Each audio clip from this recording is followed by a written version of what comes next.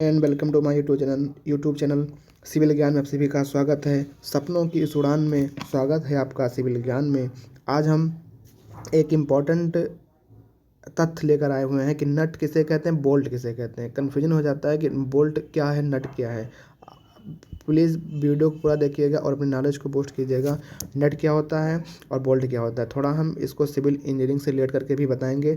जो आपके civil engineering student हैं उनके लिए बहुत ही इंपॉर्टेंट है, और एग्ज़ाम से रिलेटेड भी हम बताएंगे कि एग्ज़ाम से क्या क्वेश्चन यहाँ पे पूछा जाता है। चलिए हम वीडियो को स्टार्ट करते हैं। अगर आपने मेरे चैनल को सब्सक्राइब नहीं किया है तो प्लीज़ आप लोग चैनल को सब्सक्राइब कर लीजिए और बेल आइकन को भी दबा लीजिएगा, ताकि प्रेस कर लीजिएगा, ताकि इससे रिलेटेड जो भी वीडियो मैं आपके बनाऊँ आपके पास तुरंत ही पहुँच जाए और आपकी नॉलेज बूस्ट हो जाए। चलिए स्टार्ट करते हैं। ये देखिए, ये आपका बोल्ट और नट टॉपिक पर हम बात करने वाले हैं गाइज।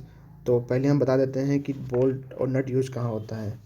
स्टील स्ट्रक्चर में या कनेक्शन करने के लिए, अगर हमको कनेक्शन बनाना है, कनेक्शन अगर करना है, दो प्लेट को जोड़ना है, दो मेंबर को कहीं पे ऐड करना है, जोड़ना है, तो हम वहाँ पे क्या करते हैं, बोल्टेड का यूज करते हैं।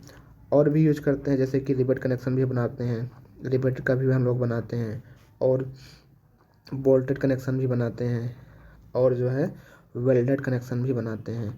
तो हम यहाँ पे बात करने वाले हैं बोल्ट की। तो गाइज, ये आपका जो लॉन्गिट्यूडिनल मेंबर होता है, जो बड़ा साइज़ का होता है, ये हमारा क्या होता है, बोल्ट होता है। और ये छोटा सा जो डिबरी तरीके से होता है, ये हमारा क्या होता है, इसको नट कहते हैं। तो ये हमारा नट हो गया, ये हमारा क्या हो गया, बोल्ट हो गया।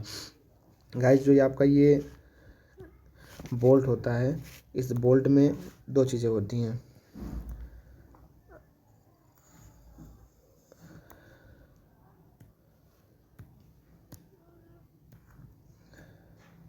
देखिए, ये आपका जो है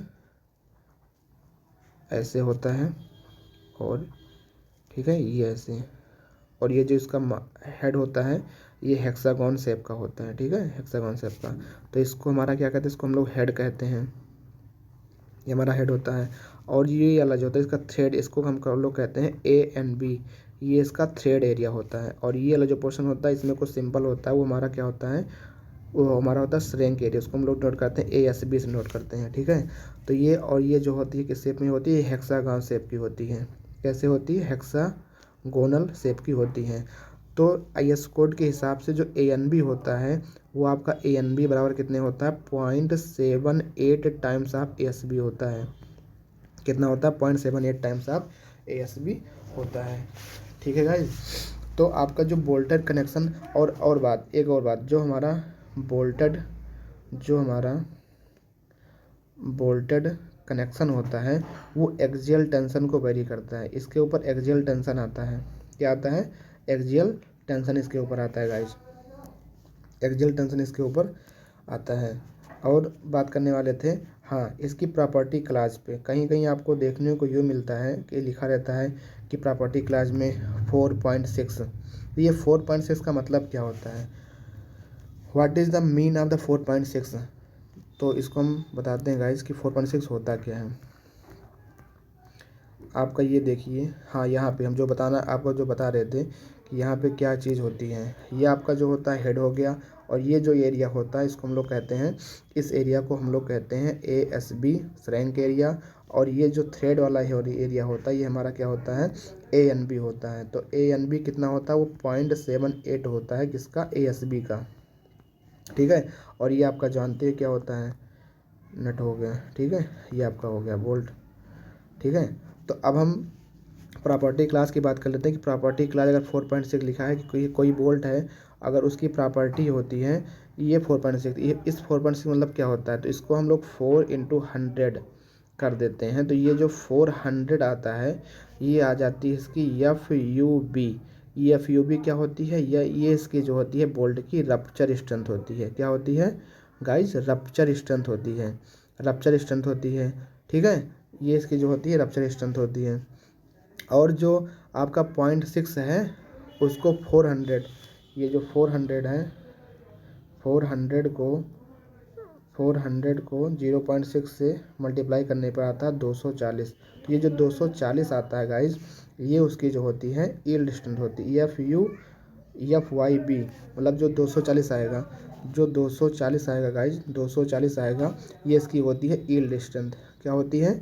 यील्ड स्ट्रेंथ होती है इसकी, ठीक है। इसकी ये जो होती है यील्ड स्ट्रेंथ होती है।